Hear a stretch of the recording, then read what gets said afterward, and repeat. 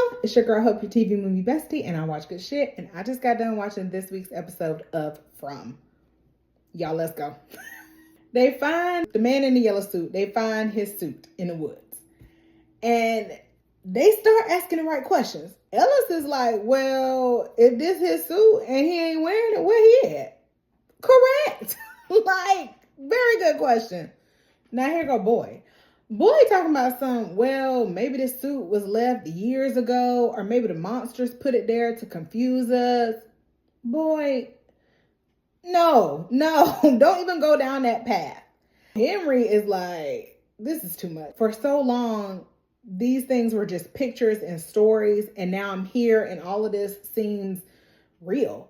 And I'm like, y'all have got to stop thinking that everything is fake and that y'all going crazy. No, everything is real. And it's a clue. And y'all have got to start working together and talking to one another. So Henry's like, well, I'll go talk to Victor about it alone. No, group project. Like, everybody, let's go talk to Victor. Let's all get the same answers. So he like, no, I'm going by myself. So Jade, he getting ready to take the mushrooms. And Donna, she is against it right away. She's like, you know, if you do this, you might not come back from it. And he's like, well, yeah. And honestly, nobody is really on board with this. We're not sure that this is the right next move to make. But I mean, when bad and worse are your only options, like, what else we gonna do? So Boyd's like, you know, I'll be right there with him. And if anything goes wrong, I'll be able to make sure, you know, everything's okay. Yeah, because that has worked so well in the past. At Sarah's house, she goes and she checks on Sophia, you know, see how she slept. Sophia said, I didn't sleep much. I guess not, because the devil don't sleep. He stay busy. Sarah's like, you know about what I did and everything. And she's like, why did you want to stay here? Sophia is like, you know, I still believe that you are good. And I also figured I could get my own room here because ain't nobody else gonna stay with you. Sarah's like, okay, well, you know, thanks for believing in me, basically. And she's like, all right, I'm gonna go downstairs and make us some breakfast. Sarah leaves. Sophia up here doing some kind of Jedi mind tricks or something. Next thing you know, Sarah starts getting these headaches again and she starts screaming and hollering. And Sophia come downstairs to her rescue. Now, Tabitha, she apologizes to Jade about the things she said the other day. And Jade is like, well, you know, you weren't wrong. And so she says, why were all y'all out in the woods together? And so Jade says, well, you should ask Ethan about that. And she said, no, I'm asking you. Well, he's like, well, we was looking for the Lake of Tears. And she's like, but that's not real. And he says, look, I don't know. Maybe Ethan is using it to try to escape the realities of this crazy place. Maybe he's using it to help him grieve. Like, I don't know. Jade, he then takes the mushrooms. Tabitha, she goes and she confronts Ethan. And she's like, you know, why didn't you tell me about the Lake of Tears? And he's like, well, I knew you wouldn't believe me. And he said, look, my dad told me to find it. He thinks that his dad is still there. And so he's like, he's got to find it. And so Tabitha's like, all right, well, go pack your bags. We're going on a little trip. Julie and Randall, they looking through the books. You know, they looking for clues, anything. And so Randall, he doesn't really understand the point of all this. And Julie's like, look, if you don't want to help, it's fine. I'll do it on my own. So he's like, nope, I'll help you. And turns out he the first one to find something. He finds Story Walker Fred. And he's an elevator repairman who spends his weekends story walking through the greatest stories of our time, according to the book. So Tabitha, she come and she finds Julie and Randall, and she's like, look, we finna go up to the settlement because they're going to look for food. She also tells her about Ethan's Lake of Tears. And Julie's like, what that got to do with me? Girl, can you just do what your mama asked you to do for once? Like, it was Mother's Day. Julie get on my nerves with that. Girl, listen to your mama. She's like, well, you ain't finna stay here by yourself, so you go. Julie's like, well, I won't be here alone. Randall gonna be here. So Tabitha like, And they like, oh, no, it ain't like that. Like, we promise you, it's really not. And I said, for now, because, honey, what you and Randall got going on is a hero complex if I ever heard or saw of one. Tabitha like, you know what, Randall, let's go out here and talk by ourselves. So Randall, he started explaining, no, it's a, Tabitha said, hush. Let me tell you. And she's like, Julie going through a lot right now, and she trusts you, and she feels safe with you. And she said, do you know what I will do if you break that trust? And he's like, yes, ma'am, I understand. I promise I will keep her safe. She's like, okay. So Tabitha, she show up at Colony House, and she asked if Donna got room for 2 more people. So Donna's like, the more the merrier. Inside the house, Kenny is in charge while the rest of them go forage for food. Kenny find a leak, y'all, and I said, there's a leak in this old building, and my soul has got to move. And if you know, you know. And if you don't, ask an old Southern black person. So Kenny, he followed the leak, and guess who it is? Fatima. Celebrating her first Mother's Day by building a clay monster.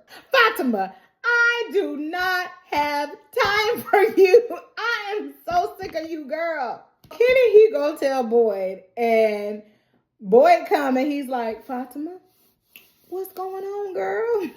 Henry outside with Victor, and Victor measuring the trees.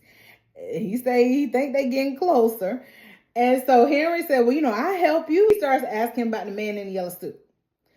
And I'm like, y'all, at this point, can we please just have like a town hall meeting and everybody just come together and start talking about all the weird shit that they've been dreaming, thinking, everything the voices in their head been telling them to do? Like, create a murder board, because this is crazy. Elgin, he goes to the church and he finds Sarah. And I said, Sarah, that's probably the best place you need to be. You need to be laying on the throne.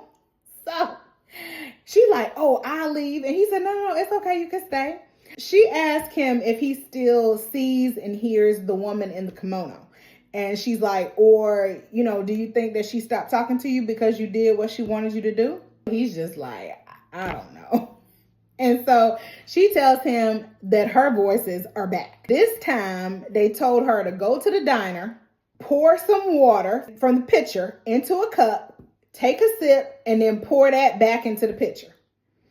And if she doesn't do this by midday, someone she cares about will get hurt, and that will keep happening until she does it. And so Elgin's dumbass, he goes, what could that hurt? It ain't nothing but some water. Elgin, you got your eye plucked out because you was fucking around and found out. Y'all know I'm sick of him too. She's like, I don't know what it could hurt, but it's always a consequence. What if I got some kind of like infection or something? And I don't want nobody else to get it. I don't want them to start hearing voices. And Sarah, stop talking to Elgin. Elgin ain't too bright, and you need to go talk to somebody like Boyd, somebody who can actually help you. Elgin is not the one. So Julie and Randall, they keep searching. Fred, according to the book, says that in order to visit a place in the story you want to go, you have to create a bookmark. Leave a bookmark in a story so that you can visit whatever chapter you want. So Julie tells Randall this is what they got to do. Because what if story walking started here?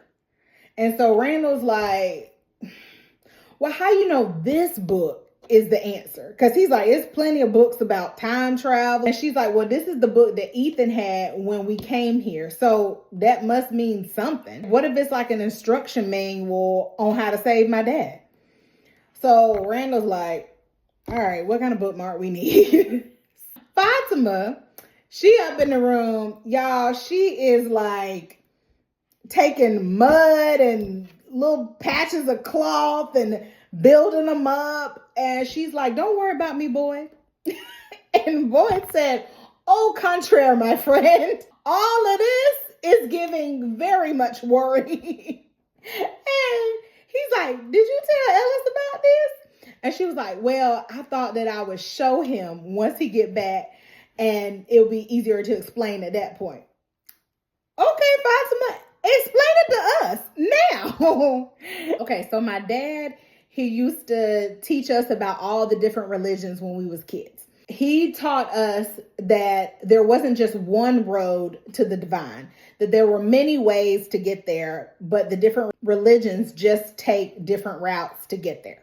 One story that always stood out to her was the story of the golem. And I said, y'all, is that Spiegel from the Lord of the Rings? Because, honey, we'll see how that went. And speaking of that, real quick, if y'all are ever in New Zealand, you should absolutely 1000% go to the Lord of the Rings set and visit all of the little hobbit town. Y'all, it is amazing for one, and it is gorgeous beyond belief. Love that. So if you're in New Zealand, do that. Okay, back to from. She says that a golem is this giant. It's a protector. It's a symbol of hope. I said, I have never known it to be associated with me. But boy's like, okay, Fatima. So he go out, he talked to Kenny, and he's like, you know what? Maybe we should just give her some space. She ain't really hurt nobody. Y'all, is boy losing his touch or his mind? Because lately he been saying some real Mike Jackson off the wall shit. Like, Boyd, no, we cannot just leave Fatima in there doing whatever the hell she want to do. She be done kill somebody. Like, you forgot she had that whole creature baby? Like, so Kenny, he got some sense. And Kenny's like, He said, I don't think that's a good idea because, you know, we have seen this place tear somebody down or change somebody little by little until we look up and the person we knew is no longer there. And he said, I'm going to be honest, that's not the Fatima I know. And if you're honest with yourself, that ain't the Fatima you know. And so I'm like, come on, Kenny, the only person making some sense. While they out foraging, Donna, she talks to Tabitha and she's like, Tabitha, what you doing here? And so Tabitha like, I don't know. She has memories in her head that belong to somebody else and she's afraid to remember. She's afraid not to remember. She just out here trying to help Ethan find this lake. And so Donna like, okay, look, she said, everybody stop. Let's just sit down and take a break. So she sit down with Tabitha and she's like, Tabitha, look, I know you feeling alone. I know Jim is gone and your kid's wilding out. And she's like, but look, I can never find another note like the one you left on my dresser the other day because I cannot explain to these kids why you aren't here and I am. And she's like, girl, So from here on out, she said, y'all like family to me. And she said, from here on out, if anybody is going to risk their life and do something stupid, it's going to be me. And I said, oh, Lord, Donna, famous last words, girl. Y'all, they better not kill Donna. They better not kill Donna. Ethan, he found a little bird with a broken wing.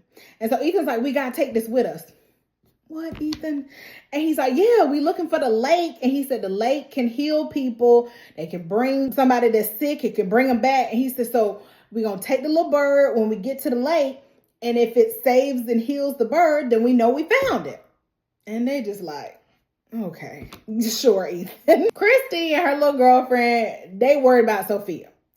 So they sitting in the diner and Sophia, she out, she looking into the pool, you know, ain't no water in the pool, but she just looking in there all strange. And I thought, you always got to watch her. Inside the diner, Sarah, she come in and she attempts to do what the voices tell her to do. She pour some water from the pitcher in a cup and she take a sip, but she don't pour it back. So she just kind of sitting there like, maybe I shouldn't do this. Maybe you shouldn't, Sarah. The owner of the diner comes over, is talking to her, and she said, you know, can you just pour this out for me? So she said, okay. Lo and behold, outside, here goes Sophia, fall into the pool. I said, what? So she break her arm, and they said, what happened? And she was like, I don't know. She said, I feel like somebody pushed me. the diner, and this time she complete the mission. I said, Sarah, you just met Sophia. You don't love her. She ain't somebody you care about. You don't even know her. Lord. Okay, so Jade, he tell Boyd that after everything that happened to him and Tabitha, what they remembered, that's when he realized that he had to do something drastic. So that's why he took the mushrooms. Because Boyd tells him about Fatima and the golem and whatever she doing. Jade said, maybe we don't need to be asking Fatima why she making the golem. We need to be asking her why she doing it now. Julie, she in the bathroom and she cutting up her hair. She giving herself a little bob. Now, remember, when Julie saw her dad with the man in the yellow suit, she had the bob. So, a little bit of foreshadowing here. Randall like, what you doing cutting your hair off? And she said, well, the last time I was in the other time, she said they was grabbing my hair and they was trying to hold me down. So she said, they ain't gonna do that this time.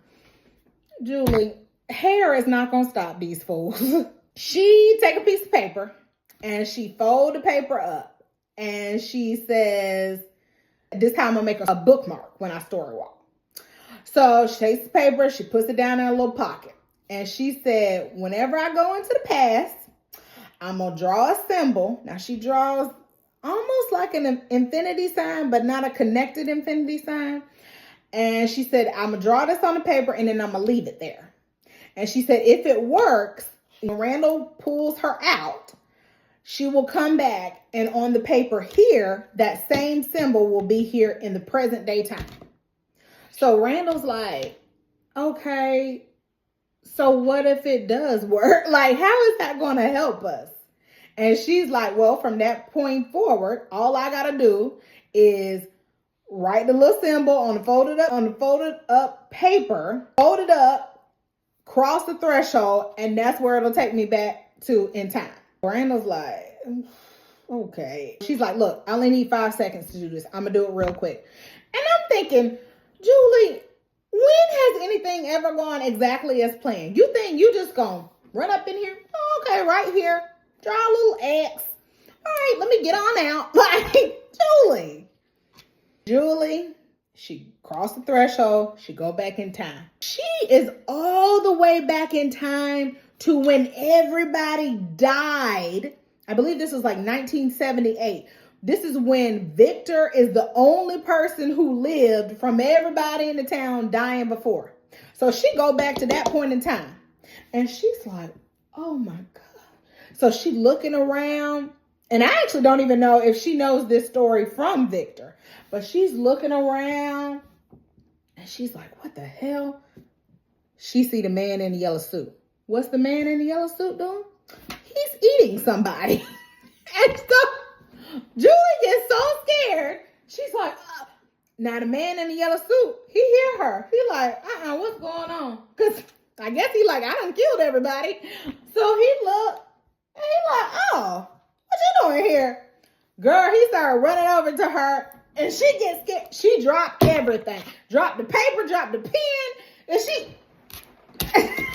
And so Randall, thank God, pulled her ass out. I said, oh my gosh, y'all.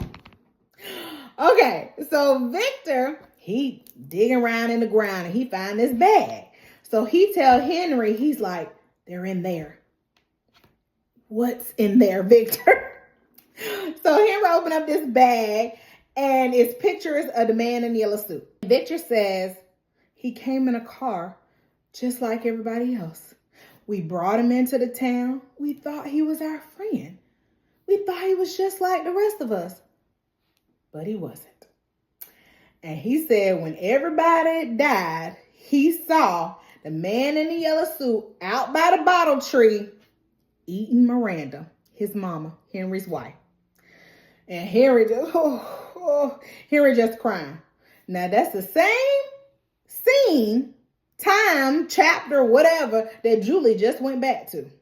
Sophia, she done broke her arm.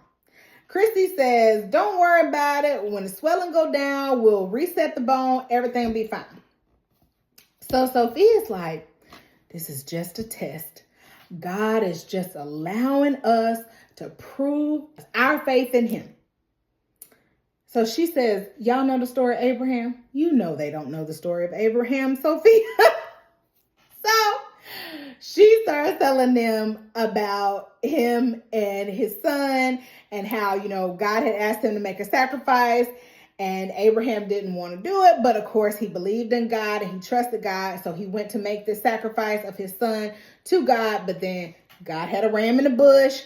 He said, sacrifice the ram, not your son. And so the point of the story is that it wasn't ever about Abraham sacrificing his son. It was about, was he willing to do it? Would he trust and believe in God enough to say, this is crazy. I don't know why God want me to kill my son, but if he want me to do it, I'm going to do it. So while she's telling them this story, we see Sarah. She's back in the diner and she's just watching that little picture. Watching it. Everybody goes by. Nobody drinks out of it. Finally, it's the end of the day. The diner lady, she pours it on out. And Sarah leaves the diner, having been a good and faithful servant to the man in yellow. Y'all. Okay. Kenny and Boyd, they join Fatima. Fatima's still building up this thing. And they're like, Fatima, why are you doing this now? And she says she still feels connected to the thing that she birthed.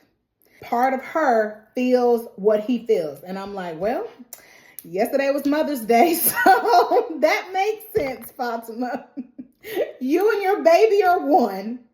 So she's like, he also feels what she feels. How scared and afraid she is. He feels it and he likes it. But making this protector, this golem, it makes her feel strong and less afraid.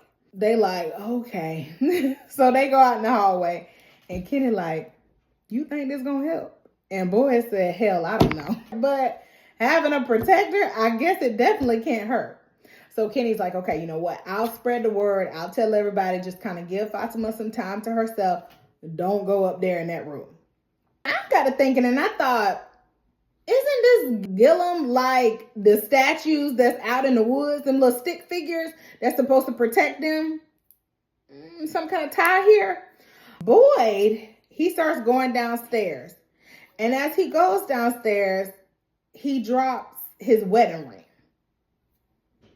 Y'all, but he's already wearing his wedding ring. So now it's 2 rings. So he pick up the ring, he look at it. Jade comes in and Boyd's like, we got to go right now. So they head to the police station. Boyd takes the ring, he puts it down on the table. So he starts going through his stuff, looking. He finds another ring. 3 rings? Wasn't 3 rings in Lord of the Rings? Okay, anyway. So he's like, what? How I keep getting this ring? He goes to look back at the second ring to compare them. Ain't no ring. What the fuck? Y'all, maybe we all on the mushrooms. So at the lake, they've arrived. Tabitha, her and Donna, they scooping up water, pouring it on the little bird. Ethan holding the little bird. Roger, this is one of the townspeople. He's, foraging, digging up stuff. He pulls up a rope. And he's like, what the hell? And so he starts tugging on the rope. The rope is in the water, connected to something in the water. So he's pulling. While he's doing that, Tabitha, Donna, Ellis, they all looking at the bird.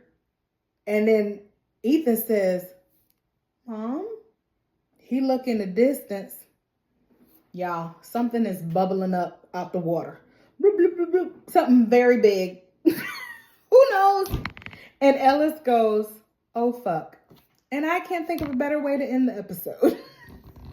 Y'all, this show have me stressed because what are we doing? What is going on? And, okay, let's go into this a little bit.